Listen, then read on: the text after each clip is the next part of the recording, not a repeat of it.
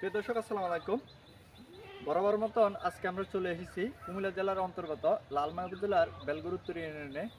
এখানে আসার মূল উদ্দেশ্য হচ্ছে আজকে আমরা কথা বলবো ধানের মহামারী সমস্যা, ধানের শীষ বা ছোরা শুকিয়ে যায় কেন, এ বিষয়ে আজকে কথা বলবো এবং এই সমস্যার স্থায়ী সমাধান কি সে বিষয়ে আপনাদের এই প্রতিবেদনের মাধ্যমে জানাবো। আমাদের সঙ্গে থাকবেন, পুরো প্রতিবেদনটি কন্টিনিউ করবেন এবং এই সমস্যার স্থায়ী সমাধান কি জেনে যাবেন। সাধারণত আমাদের এ, এই দেশেই যখন চাষাবাদ হয় বা চাষাবাদের উপযুক্ত সময়গুলো আমাদের সাধারণ যে কৃষকরা রয়েছে তারা যথাযথভাবে তারা না জানার কারণে আজকে এই সমস্যার সম্মুখীন হতে হচ্ছে। আমাদের দেশে কিন্তু ধান গবেষণা আহ, এবং কি ধান বিষয় যে তাদেরকে প্রশিক্ষণ করানো প্রয়োজন, সেই প্রশিক্ষণ স্থল না থাকার কারণে তারা চাষাবাদ করে বিভিন্ন সমস্যার সম্মুখীন হতে হয়। কিন্তু তারা এই সমস্যার স্থায়ী সমাধান কি না জানার কারণে বিভিন্ন রিটেলার বা বিভিন্ন পরামর্শদাতার কাছে গিয়ে পরামর্শ নিয়ে আসে, কিন্তু স্থায়ী সমাধান না থাকার কারণে আজকে চাষাবাদ করে পড়তে হচ্ছে হুমকির মুখে। তো আজকে আমরা এই প্রতিবেদনের মাধ্যমে ক্লিয়ার করে দেব এই সমস্যার সমাধান কি এবং এই সমস্যা পড়লে কি করণীয়। আমি যদি একটু আপনাদের দেখানোর চেষ্টা করি যে সারিবদ্ধভাবে প্রত্যেকটা গোছায় ধানের শীষের উপরির ভাগ শুকিয়ে যায়। এই শুকিয়ে যাওয়ার কারণটি কি?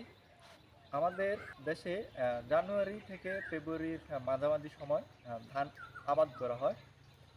আবাদ করার পরবর্তী সময় তারা যে বীজটি বপন করে, সেই বীজটি যথাযথ সময় বপন না করার কারণে এই সমস্যাটুকু হয়।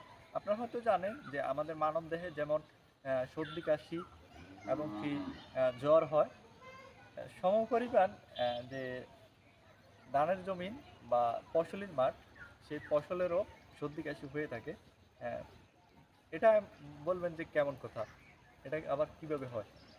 আহ, আমি যদি একটু ক্লিয়ার করে বলি, বীজের বয়স যখন 25 থেকে 30 দিন বয়স, তখন যদি বীজ বপন না করা হয়, যদি 40 থেকে 45 দিন বয়সে বীজ বপন করা হয়, তাহলে এখানে যেমন একটা গ্যাপ হয়ে গিয়েছে 10 দিনের, তেমনি আপনি যখন ঠান্ডার যে মৌসুম, সেই মৌসুম শেষ হতেও আপনার 10 থেকে 15 দিন সময়টুকু পেয়ে যায়। তো এই সমস্যাটুকু হয়ে থাকে যথাযথ সময় বীজ বপন না করার কারণে। আহ, যখন বীজ বপন করে, এখন যেমন চৈত্র মাসের আজকে 25 তারিখ, এখন ধানের বয়স হচ্ছে 100 থেকে 115 দিন বয়স। তো এখনো পর্যন্ত কিন্তু এলাকায় ঠান্ডা যে সমস্যা, সেই সমস্যা কিন্তু আপনারা একটু অনুভব করতে পারবেন। এই সমস্যাটুকু হয়ে থাকে একমাত্র ঠান্ডার কারণে।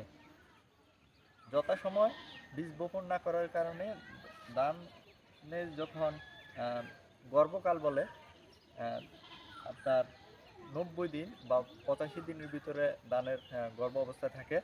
তো এই সমস্যা যখন ঠান্ডা লেগে যায়, তো তখন এই শীষ শুকিয়ে যাওয়ার মুহূর্তটি চলে আসে। এবার আসুন, এই সমস্যার স্থায়ী সমাধান কি? এই সমস্যার স্থায়ী সমাধান হচ্ছে জমিতে পানি ধরে রাখা। পানি যদি ধরে না রাখে, নিচের অংশে ধানের শীষের যে নিচের অংশ, সে অংশের যে ধানগুলো রয়েছে সেই অংশটুকু শুকিয়ে যাবে। তো প্রথম স্টেপে কি করতে হবে এই সমাধানের জন্য? জমিতে অবশ্যই 4 থেকে 5 ইঞ্চি আকারে পানি ধরে রাখতে হবে। পাশাপাশি এই সমস্যার সমাধানের জন্য যদি আমরা একটু বলার চেষ্টা করি, এক একর সমান সমান 16.5 ঘন্টা, 16.5 ঘন্টা জমিতে আপনার লাল সার বা পটাশ সার যেটা কি বলে, সেই সারটুকু প্রয়োগ করতে হবে। আমি যদি একটু বলার চেষ্টা করি যে কতটুকু ব্যবহার করবেন, ঘন্টা প্রতি আধা কিলো করে পটাশ সার ব্যবহার করবেন। ব্যবহার করলে যখন পানি থাকবে জমিতে এবং লাল সার বা পটাশ সার যেটাকে বলে ওইটা ব্যবহার করবেন, তাহলে নিচের যে অংশ, সে অংশের যে ধানগুলো রয়েছে পরাগায়ন করতে সময় পাবে এবং ধানের বীজগুলো পরিপূর্ণভাবে বেড়ে উঠতে সহযোগিতা করবে।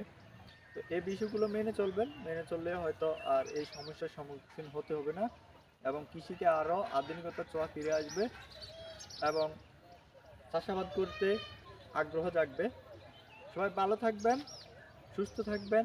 নেক্সট প্রতিবেদন দেখতে আমাদের সাথে থাকবেন। আমাদের চ্যানেলটি সাবস্ক্রাইব করে নেক্সট প্রতিবেদন দেখতে